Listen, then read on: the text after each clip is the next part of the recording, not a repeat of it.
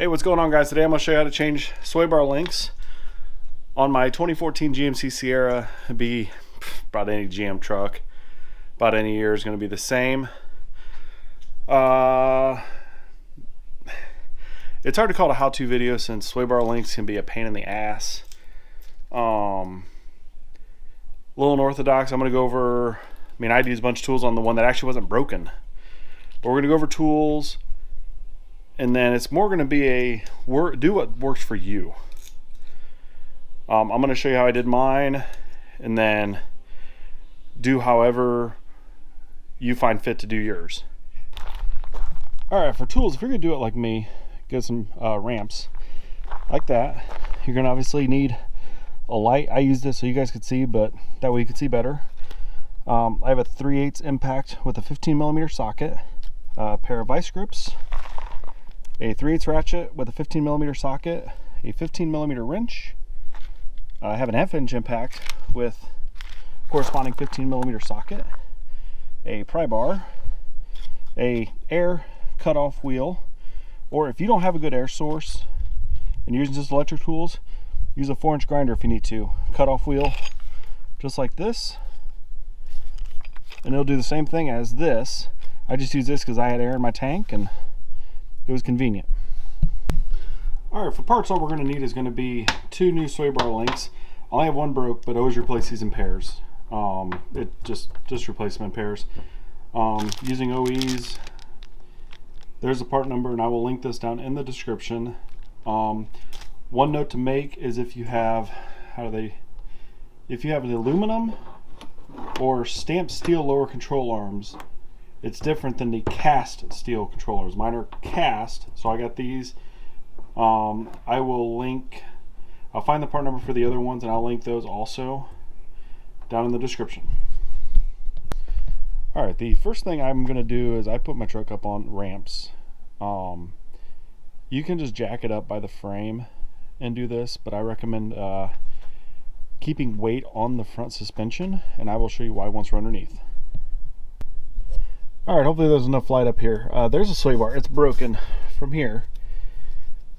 And the purpose of the sway bar is to keep the body flat with the suspension. Prevents body roll, better handling.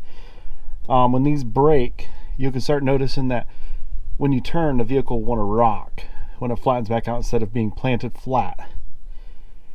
So, plus you'll notice noise. Mine, I heard a pop and I'm like, oh, I bet I know what that was. And sure enough, it broke. Truck's got 120,000 miles. I've never replaced them. They still look stock. They look like stock ones. Alright, I got you guys stuck up on the frame. That way you guys can see right on the link. So, the first thing we're going to try to do is, since it's broke, if I can get this center part to twist, we just pull the top, pull it out through the top. And there's going to be, you might have to cut these. They might just fall right out for you. There's really no rhyme or reason on how they come apart. You just gotta kind of MacGyver it and figure it out. So, I'm gonna use a good old vice grips. So, that's on there. I don't know if this is gonna work, but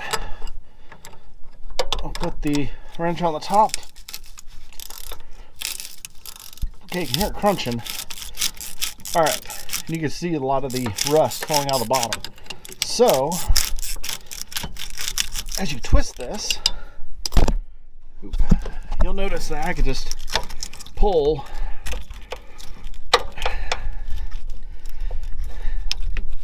it out of the top, just like that. So now I got the old one out, like that.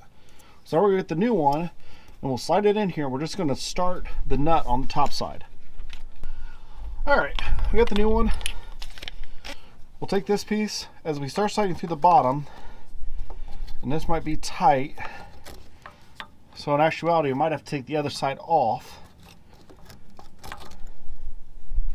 Yeah, I think we're going to have to. We're just going to set this like this. We'll need to take the other side off to let this gap open up some.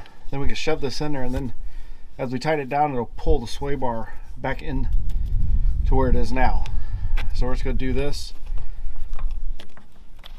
Get that started so it can't fall out. And now we're gonna go to the other side. All right, now we're on the other side. This one hasn't broke yet. But like I said, I always replace them in pairs. So, we'll see. All right, she kind of wants to move. So we'll grab the ratchet.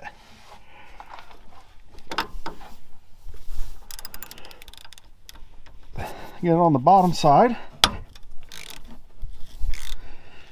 All right. She wants to move. So now you could keep doing it by hand. I'm going to try to use my impact. But it wants to move. I got a rock in my back. There we go. I'm going to slide that on. Nope. No, we're not. I really need to get that thing rebuilt, but whatever. Maybe Milwaukee will see this and send me one. I don't know.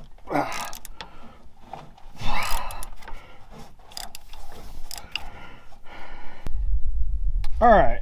Well, went ahead and grabbed the big boy. Got the half incher out. We'll get this back on the way it goes. The impact is in the removal.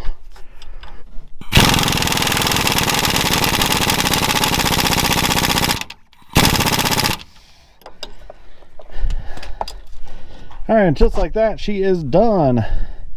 She does not want to move anymore. So I think I might have to go in here and actually cut it. Not surprised.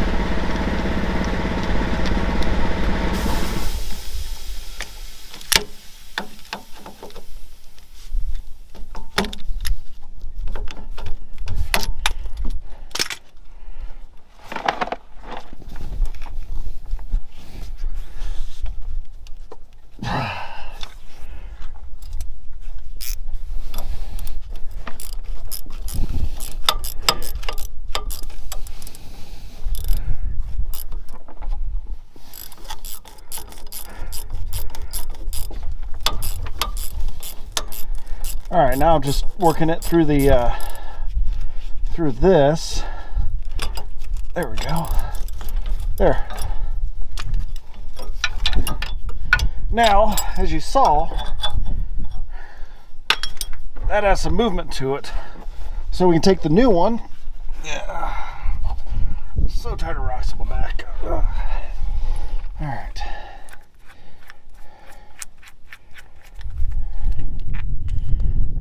Just like the other side, we'll go ahead and put the bolt through the bottom.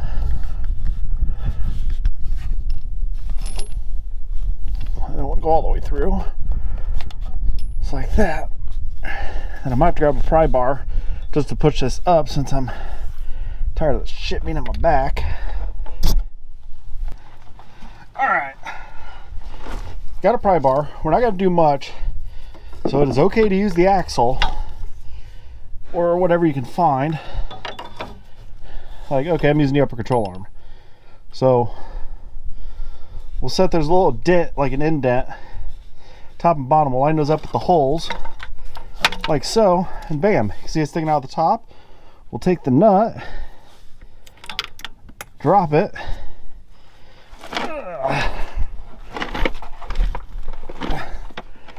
take the nut,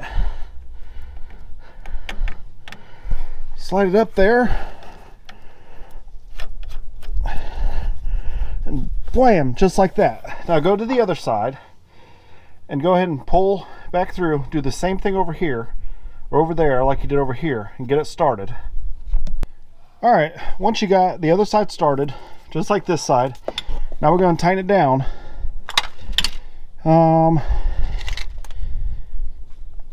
And we'll use the 3/8. It is okay to use power tools, regardless of what anybody says. It's okay to use power tools to tighten these down.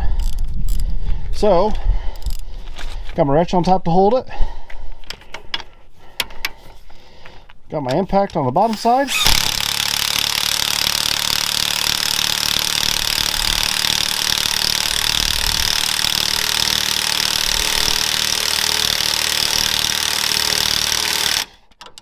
There we go, about the same as it was at the top. The impact got really hard. I mean, I can still technically tighten it by hand, but that's all the tighter you need to go. That's gonna be plenty tight, and it's not gonna come loose. So now go and tighten the other side.